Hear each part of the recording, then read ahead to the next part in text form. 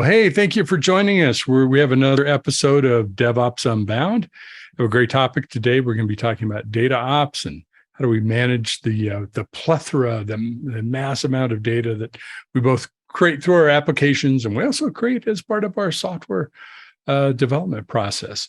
DevOps Unbound is sponsored by our wonderful friends at Tricentis, who work with us on some of the content for these shows, though it's not a product pitch by them by any means. They're constantly helping us with kind of figure out topics that are interesting to people that are living in the worlds of creating software and testing and DevOps and data and all kinds of great things. So thank you to the team, Lanier and our producer Jody, for helping us put this panel together. So let's get started. By the way, my friend Alan, co-host Alan Schimmel, is away. He's just getting back into the country from some international travel, so I'm sure he'll join us on a future episode.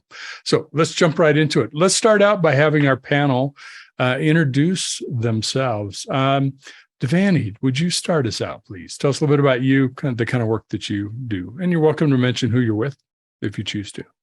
My name's Divanny Lamas. I'm the CEO of a startup called Transposit. We are a process automation company focused on helping technical operations teams of all sorts, from DevOps to SRE to IT teams, drive better customer experiences by automating collaborative workflows like incident management, help desk requests, and developer experience. I've been in the data space most of my career, previously ran product teams at Splunk, and I'm very, very excited to talk about a topic very close to my heart. There's a lot of data get created in those kind of products. So for sure, a wonderful experience. How about Arun? Would you go next? Sure. Thanks, Mitch. I'm Arun Moolchandani, and I am with a startup, Narwal, which is focused on data automation cloud. And we have been helping industries in doing the data engineering, data storage, data automation, as well as the encircle from the automation perspective on the application automation, which includes the DevOps, DataOps, and the MLOps side. And also we have a strong cloud competencies, which is from the cloud modernization and the cloud migration perspective. Been in industry for over 15 years, predominantly in the data analytics space, and worked with the likes of American Express, Discover, MasterCard, Visa. And this, same as Divanny said, this is a topic which is very close to our heart, and happy to be here. Vast quantities of data being generated by those types of companies. So you're very familiar with the topic. All right. Andrew, if you want to jump in next, love to have you introduce yourself. Sure. My name's Andrew Hughes. I run QA, DevOps, and service delivery teams at a company called Trimedx. We are a clinical engineering services provider. So we have technicians in hospitals all over the country repairing and maintaining medical equipment. And my teams help build and deliver software that supports our technicians as well as our customers in understanding what equipment they own, what the cybersecurity posture of their connected medical devices looks like. And we've been partnered with Narwal for going on 5 years now, I think, in our digital transformation journey. So they've been a critical partner for us. Excellent. Well, Curtis, bring it home. Introduce yourself here. All right. Hello, I'm Curtis O'Dell. I'm the Global Director for Tricentis Data Integrity Solution. I've been in data space about 35 years, built a lot of risk systems across many different verticals. We are the test automation leader in the world, and data is a subset of what we do. We do the full stack, but it all comes back around to DevOps. So this is right on top of where we love to talk. And data is what makes the world go around. That's for sure. No doubt. Well, let's start out with this. I'd love to have us create kind of a working definition of data ops, like everything asterisk ops, right?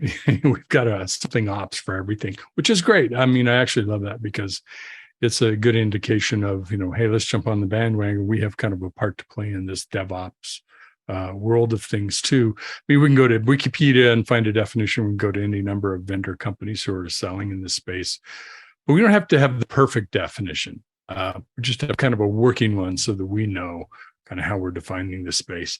I looked at Wikipedia and it says that data ops is a set of practices, process technologies that combines an integrated and process-oriented perspective on data with automation and methods from agile software engineering to improve quality, speed, collaboration, promote a culture of continuous improvement. It's a longer sentence than that. It's a long sentence. Anyway, I don't know. How does that strike you as a place to start? Or would you take exception to it, or maybe want to amend or enhance that? Anybody can jump in.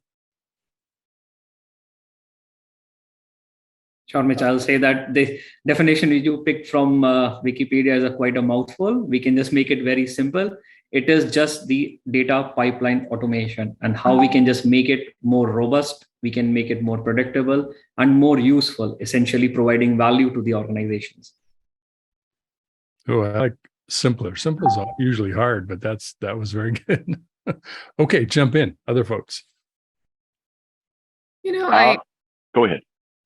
One of the things that I've seen in a lot of the data ops teams that I've worked with is it's really a lot of teams are looking at the success of DevOps and those practices and applying those practices that they've learned and have worked really well to lots of different other roles.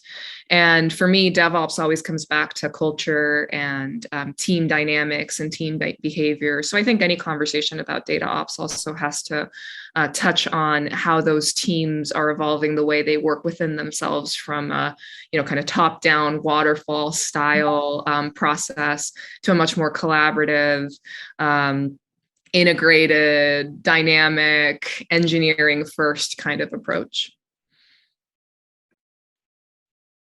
Great. I would agree. I was just going to add that I always look at it as DevOps as a larger and data ops being kind of a subset of that. And as kind of, if folks are familiar with DevOps, it really is everything there, but just focused on data. It seems like data ops gets applied to the large world of data, or more specifically to the world of data within DevOps, workflow pipelines, et cetera. And probably a lot of the same principles apply. And part of our sort of topic was data integrity of that. Because I don't know about you, but it's, what's the source of truth? Is it truly, accurate in today's definition of how we want to use that data? Has been modified for any number of reasons. Is it something we could really use for enhancing our workflow pipelines, maybe even governance, for reporting, for compliance and other kind of reasons? There's lots of uses for it. So I'd love for somebody to kind of start off with, let's talk about workflow pipelines, data pipelines in the DevOps process, and what role does data ops play in that? Because we know that we're using a lot of tools, we're doing a lot of work in processes that are creating a lot of data. Well, I could say something to that. Basically, the way we look at it, or I look at it, is, and kind of tying in data integrity to that, as well as the data ops, is that today we have a world where data is this increasing velocity and all that's going on. So DevOps has been created so that as you make change in the systems, you can easily continually, and then continuous is the word often used for continuous integration, continuous delivery, continuous testing, so that we can basically keep up with that rate of change. And I think the data world, from a standpoint, is challenged because the majority of, if you will, the processes, if they're not into that type of tool chain that allows for that continuous integration, maybe continuous delivery, but definitely continuous testing, then everything kind of gets stagnant and you end up with a lot of problems and the governance issues and everything that come up because there's not coverage of what's going on. You're not testing, I'm just going to use that word, the change that is happening in a timely fashion. So you can't keep up with what's going on. So people then say, well, forget it. Let's just put it in the data ops or DevOps and just send it out into the world. And we'll hope that our production monitoring and systems will catch the problems. It does, and it may, but it's too late. We don't test in production. And I think, to me, the whole idea behind data ops is that now in a whole new way to look at the world is that you can now really test in these lower environments, be able to run everything you need. The whole idea behind DevOps, work with operations to make quicker, faster moves for the company, and you're averse to all that risk. you're not doing that. So to me, data ops in a way really boils down to risk. And I mean, we have customers, I can give some stories on maybe a little later, that have this as their main guiding principle for what they're trying to do, because I can't go data ops if I cannot make my processes work with that. And at the end of the day, if the data is not good, what was the purpose at all? Maybe somebody argue with that or agree. Yeah, interesting, Curtis. I see that means most of the things that you have said, right? That's how the things in real life just happens. So from the data ops perspective, there are 6 different components that we can just categorize, right? One is you can say the collaboration or the code management. Another is the continuous integration. Third piece is the continuous delivery or the deployment aspect. In this collaboration and the integration, you also need to have the continuous testing and the continuous monitoring as well. The aspect of the data integrity becomes important when the different teams, they are not integrated, they are not collaborating, and the data observability becomes an issue. So this is the place where we have seen, for example, in one of a large payment processor where we were just working, they had different teams focusing on these different components. So if there was any data integrity issue, they were only catching up when it was reflecting into the reports. So right from the data source, the issue has generated, but you are catching up only in the reports when the damage has been done. So that is the type of problem that we see can be solved by this data ops pipeline, where you can have the data observability as a part of continuous monitoring, and you can identify and catch up the issues right up front. If you can just identify this process, streamline this process, and then make it repeatable, that can create a tremendous amount of synergies. Spot on, Curtis. I think that's a healthy way to look at it. The flow, the pipeline across that process. And what you remind me of, Arun, is we've had for ages, right? The silo problem, data silos, application team, cultural silos. Data isn't immune to that, as well. And as we move through workflows, we move through pipelines, how do you make sure the right data is effectively being used in subsequent steps, or being able to look across all those steps to gain insight and intelligence? Because, as you mentioned, you don't want to get to the end of we released code, 5 times this week, but we've now got this problem out 5 times. If we would have known earlier in the process, we could have changed it, fixed the defect, whatever it might be, made a different decision based on that. Divanny, I'm real curious your experience, given your background with this too. I think that data has gone from being a set of reports that might justify, hiring asks to our bosses, to really, data applications. And every organization, what really amazes me about most of our customers is that they are all building very heavyweight, complex data applications that are driving core parts of their business. So there's a few things that I think about. I think that you're spot on with the data silos. I think there's also a really big role to play for data ops teams around making sure that the right data is being collected. A lot of people are still using systems that are very manual. They might have a good understanding of their log data. They might have good monitoring data, but they don't have as good of a sense of the human data around their organization, what processes people are running, what workflows. And then there's, kind of that closed loop process about understanding whether the things that you're providing to your customers, to your internal customers, are actually meeting the mark and meeting the need. So, again, back to what we've seen from DevOps, I really think that we're in the middle of a renaissance right now, where it's not just about instrumentation, it's also about asking, how can this be a real business advantage for our organization? How can we build a culture of people, like many eyes make light work, of identifying problems, continuously improving there. And then, the thing that gets me really excited right now is just the number of companies that are asking, how do we make sure that down to the collection point, we have that full integrated loop, so that if we find that a report isn't getting us what we need, we have a really clean way to get that communication back to the data ops team so that they can go improve the instrumentation in the first place and get the data that we need. And that's really where you start seeing the leverage start happening for organizations, in my experience. Andrew, I'm curious. Does this resonate? Is data ops sort of the data scientist applied to DevOps? Is it that analytics? Is it that insight? I mean, we obviously have more than that because we're talking about the integrity of data across the pipeline.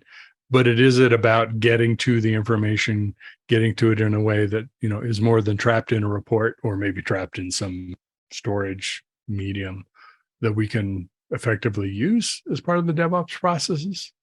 Yes, yeah, absolutely. I think I apologize for the audio issues earlier. My opening line was about how our data team was actually our first early adopters for DevOps practices when we started our DevOps transformation. And so our data teams really led the charge on that front, implementing CI/CD pipelines and linting and automated data quality checks and things like that into their own workflows. And I think the impact to the organization has not only been that's really accelerated our DevOps adoption on our traditional software engineering teams, but it's also, I don't know that if you were to say, hey, Andrew, come lead a DevOps transformation at company X, I don't know that I would have thought before to start with data. But if you think about the way data is used in an organization and the blast radius and the potential to sort of offset bad practices or mitigate, I think bringing visibility into the integrity of your data across the pipeline, to Divanny's point, quickly surfacing those issues and getting them to the right team so they can see them for a data team has a different kind of impact in terms of scale across the organization than what you would have in more of a siloed application team. It's even honestly influenced. I'd be curious, this is maybe out of scope for this conversation, but be curious for this group. The rate at which our data teams have adopted data ops practices has influenced the way we even organize our teams. So previous to this transformation, our teams were really siloed by technology. So we had our data warehousing team, we had our reporting team, we had our application teams. Now we've got cross-functional teams that have embedded data resources on them because of this transformation. So yeah, I think going back to your initial question, I think where does this sit? I would start with data ops transformation, frankly. You're not the only company that I've heard go through that. We actually have a number of customers. I used to tell people we sell to DevOps and SRE teams, and I had to change that to operations generally, because what I kept finding was we have a number of companies that, many of them were even more modern companies, but as they were really looking at their landscape, the thing about your core business and your core business of code is that there's often so much legacy software sitting there, whereas a lot of companies are newer to the data space. And so it just means that the technologies, the systems, like it's all new. There's not that cruft, there's not the politics, there's not all that other kind of stuff. And so you can really say, we're going to start the way that we would like everything else to go over time and create an example for the rest of the organization. And then it's just such an immediate business impact, right? Like, because you're immediately affecting all of these different business groups that have those needs around data. So I have multiple examples in my head of companies that have gone through exactly that same transformation. And I now tell people, if you don't have data around what you're doing, then even if you go and implement a DevOps practice in your core engineering team, are you going to know? It's like if a DevOps team transforms in a forest and no one's there to see it, did it actually improve the engineering quality? I don't know. Maybe it didn't. So kind of all I know is that I have to outrun the bear, or not the bear, but I just have to outrun you. Exactly. Anyway, senseless analogy.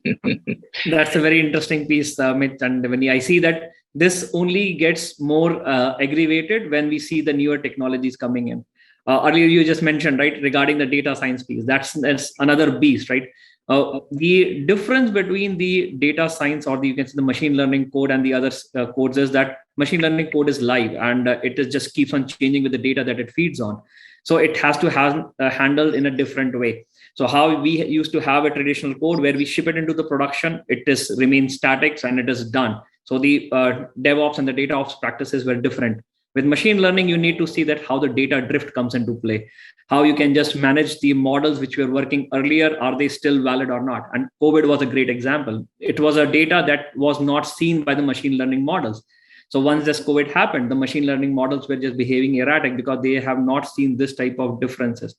So that led to the high demand in our clients for the machine learning model operations, which is the ML ops, which has come in. And again, DevOps being the umbrella, DataOps being the subset, and then machine learning ops become a further subset of it.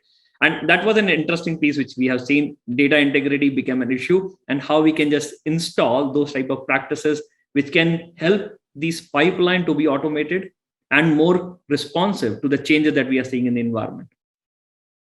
I have kind of a controversial opinion on that. Please. I'm sure. I have a lot of controversial opinions. So I think that there's just some really, really interesting stuff going on in the AI space around large language models and transformer-based models. And I'm sure you guys have all seen DALL-E and, all the work coming out of OpenAI and Microsoft. And it's an arms race, right? Like the AI winter is done, and we are like very much in the middle of a very exciting time. But what I found very interesting is that with the rise of these large models, you're going to see a lot of organizations that are going to move away from training super detailed models for themselves and really leveraging a lot of things out of the box that kind of come pre-trained on billions of data sets and are able to accelerate stuff. And so in light of that, the most important thing you can do is make sure that your data that you are using and that you are pushing into those models is clean, that it is well understood, that you understand any bias that might be in that data that might lead to a certain decision or not. And so what I've been seeing is a real rise in the machine learning engineer and the machine learning engineer as a path to ops. And I think, again, back to data ops, ML ops, all of these teams, right? It's like, how do we take these practices that we've seen work very, very, very well and apply them across our organizations? I'm pretty sure we're going to start seeing the same thing in finance anytime as well.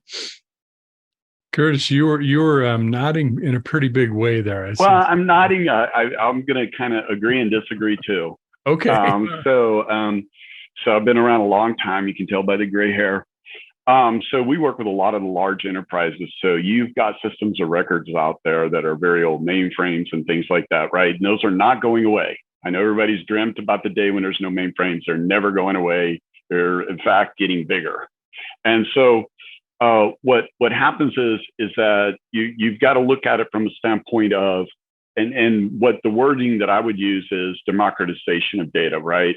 So data ops is going to allow you now to take these siloed data, and that's the mechanism that really drives it through the capability to get that out to all the people that need that data. So it's a critical piece that's often overlooked. So we're in the test automation, end to end, like you were saying, the full circle test. We do all that, beautiful. But if it's not continuous, if it's not built into data ops processes, it's not going to get where it needs to go. And I think that's what you were leading back to, Mitch, too. And I think that, on the machine learning side, what again, we were talking about the data quality, data integrity of what we learned. So we had a major pharmaceutical, one of the largest in the world. They were working on innovation for vaccines, and we're big in their vaccines group. And they were feeding. And so a lot of the proprietary stuff in innovation, I know what Divanny's saying as far as all these things that you can have access to from a data and model, but their innovation is built on their machine learning and AI. They're building it internally. Well, the data was bad. So guess what? They didn't get artificial, like I say, it's not artificial smart. It could be artificial dumb intelligence. It's all based on the quality of the data it reads from. And their data was bad. So they didn't have success. In fact, and these are hundreds of millions of dollars in innovation losses. And this is proprietary to folks. So it is very critical that as you try to, and I understand, people try to bias out the bad data and such, but it depends. That might work or it might not. Your best bet is to make sure you've got good data that feeds those models, build a data ops process to drive that automation around that testing. Their case, they were pulling every medical thing that ever happened to a rat since 1974. Every single. So it was an incredible amount of data, but nobody was checking that to make sure it was correct. And so machine learning and AI is going to it's always going to be biased, in my opinion, what you're trying to get to. And you've got to trust your data is going to take you on the right path. That's what our experience was. Data integrity is kind of everything, it sounds like. Yeah, actually, I mean, that's a very valid point, right? Means it is always use case dependent. Means if your use case is proprietary, you need to have your internal models. If your use case is generic, then you can definitely use the open source models as well. Curtis, the example that you shared, I can share, yeah, that this is not the only case. We have seen these type of issues across the different organization as well, right? In the BFSI areas, they all want to have these models as their differentiators, and that's where the data integrity becomes paramount. If you feed in bad data, it's just garbage in, garbage out. So the same pieces come in. Yeah, but interesting. The second piece which I have seen, the trend which has made this data ops very different is also the cloud modernization journey. Earlier, it was just all on-prems and as you said, right, the mainframe pieces. But now with the cloud data, you have to have different consideration into place. One consideration is how you can leverage the cloud capacity, and it can just means consuming large amount of data in a very short span of time. Second is how you can just also ensure that the data is secure. So those security elements, which then translates into your encryption of the data, making it tokenization and then de-tokenizing it as well, effectively managing it with the cloud cost. So these different considerations also needs to be played into the data pipeline that we create. And that also becomes a part of the data ops on how we are going to integrate these pieces. How are we going to ensure that the data ops can help in the cost optimization? It can also help in the security consideration into place. So these are the two major things that I have seen, means the cloud modernization and the machine learning aspects, which are now making this data ops evolve and making the, you can say, value of data integrity paramount. Maybe your thoughts on what the trends these are coming for you. I'm curious, Arun, building off of what you said, does anyone have a really good example either for themselves or one of your customers, companies you've worked with, of where we all want software to help us as a competitive advantage, our ability to deliver the right software at the right time. I think it really means the right software with the right data, right? To be able to do that. By taking a data ops approach, any really good examples where you can see the business thinks more strategically, operates more effectively, is more competitive, some dynamic that, the C-level folks are going to say that was worth it. Whatever they did back in those groups that do all this work, that helped a lot. Yeah, we have multiple examples. One I can share, and then we can just build on it, right? So one is during the COVID time, when the different companies, or particularly I'm talking about the BFSI area, the banking and financial services, they had to have the cash reserve ratios at their end, right? They have to amount for the uncertainties which is there, and then they have to build up the amount at their end so that they can adjust to the loan defaults which can happen. And it was the time of March 2020, around that frame, right, where there was a lot of change. Market has changed abruptly, and everybody was anticipating that there will be large amount of loan default. So the companies or the large financial institutions, they were struggling with it because they have to just report these type of cash reserves within a short span of time to regulatory bodies. Now, what does that mean? All these cash reserves and the loan default are being predicted by the machine learning models. So it means these models have to be updated to the new data in a very short span of time. Otherwise, they will have regulatory impact. They will have their balance sheet impact, right? So this struggle, this just made sure that the cloud can be leveraged. It also made sure that how your systems can be more automated, how you can just feed in the right data so that you can just predict the right amount of impact that you are going to have on the loan default and essentially on your balance sheet. So that was one example where we have seen even the CEOs, because it is going to impact their earning calls. So CEOs getting involved in the outcome of the data models which are going to be there. And it comes to my mind where I have seen that not only one company, but almost all the large companies, they were impacted by this and they have to just address it. Other examples or build on that one? Yeah, I don't know that I have a specific example, but literally everything that we're building at Trimedx right now is data products. I think Divanny made this point earlier. What we realized is, yes, we've got technicians in hospitals repairing and maintaining medical equipment, but that workflow generates lots of really valuable data. And so that's been the core of our investment over the last 4 or 5 years that we've been going through this digital transformation as a company. Everything that we're building is built on data. So we literally built an informatics platform, essentially how we're describing it, that we use to present data in different ways to different personas, of our customers that want to understand different aspects of their install base. And I guess to use Arun's example of COVID, if you remember early COVID, one of the big scrambles was for ventilators, appropriate ventilator equipment. I had in my state, a good friend of mine does some consulting with the state, and we had top leaders at the state reaching out to Trimedx to help understand what hospitals do we have in Indiana that may not be properly equipped.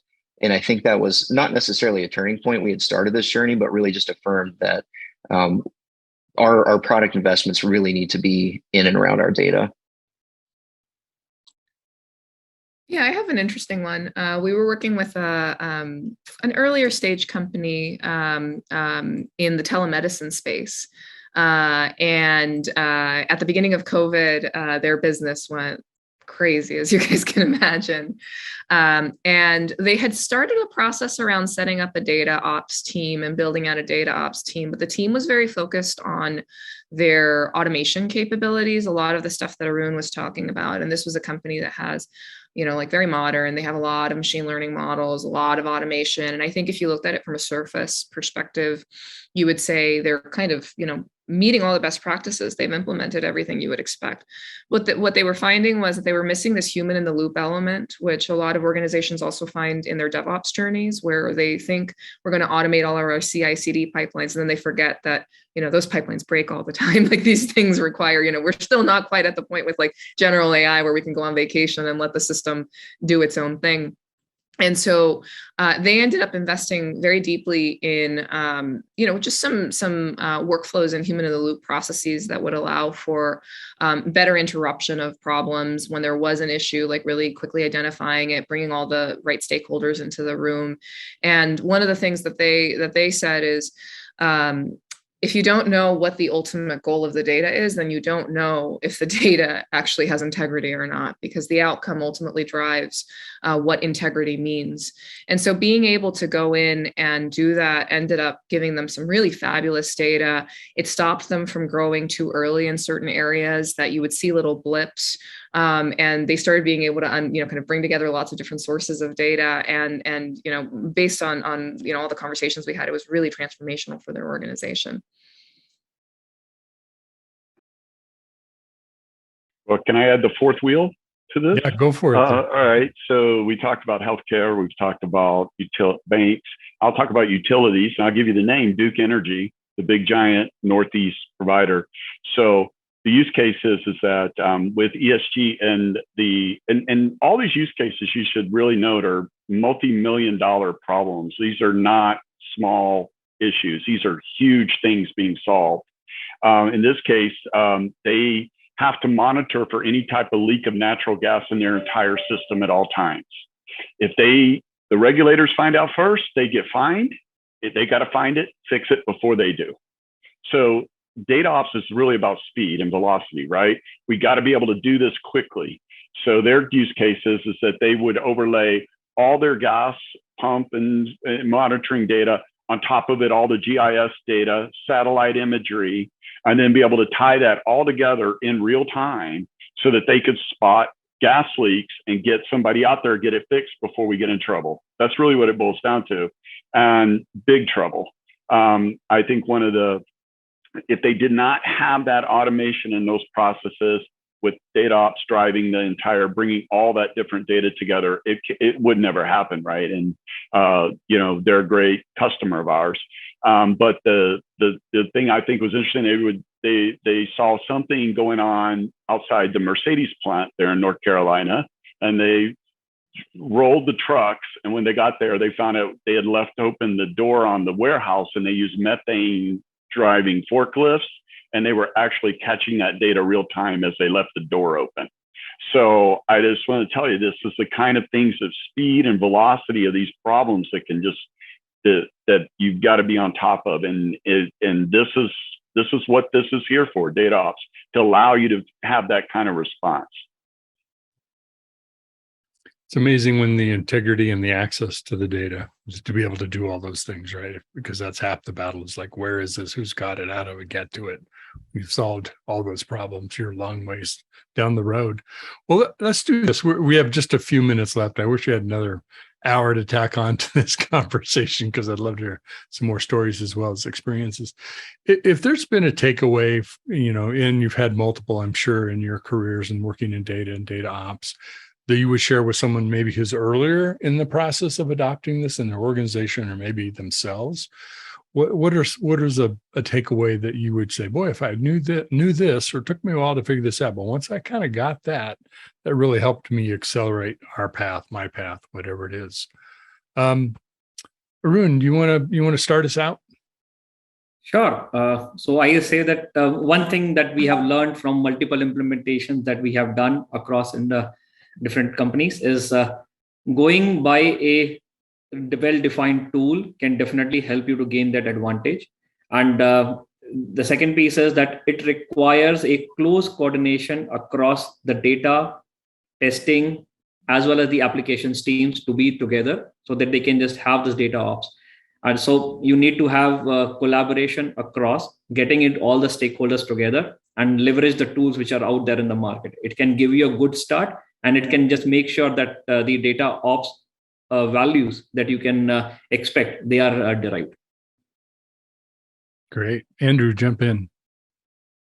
Yeah, I think I'll just go back to my opening remark and say my one takeaway would be to not be afraid to start with data on your DevOps journey. Don't feel like this is DevOps is software engineering capability because it's, like I said, was tremendously impactful for us starting with our data teams. Very cool. Curse, I'm saving you for last. So Divanny. I think that my biggest piece of advice would be don't let perfect be the enemy of done. I think very often people say, here's my 2-year roadmap and we're going to, plan out all these pieces. And those are the projects that always seem to just drag on and on and on and on and never really get to a great place. Every great transformation I've seen in this space has started with a small team with a great mandate and strong support from the executive team to do what it takes, because this is a coordination heavy area. It does involve lots of different teams, lots of different systems. These days, there are lots of, off the shelf tools and more coming that can help with that journey. But even there, I think before you've, and this is a little bit against my company, but before you've gone and spent the money on all the technology, really look at what you've got in-house, what expertise you've got in-house, and use that as a starting point. And it's okay to take baby steps along the way there because they do add up over time and reinforce themselves. I think that's great advice. Okay, Curtis, let you bring it home in one more time. I think I don't think I could top those three. It's perfect. And really kind of the idea is that what we look at the world is that executive sponsorship, being able to get the people that really have a vision involved and often getting their focus because there's so many different things going on to make them understand how important this process is going to be to everyone in the organization.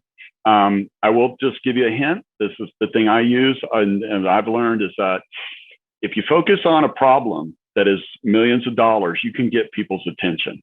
Okay. Mm-hmm. So what I tell everyone is there's lots of things out there you can do, but when you find those kinds of problems and you go to a CIO or a CEO and you say, you've got $50 million and know your customer finds at the bank and we can solve that. You've got tens of millions of dollars. You've got hundreds of millions of innovation.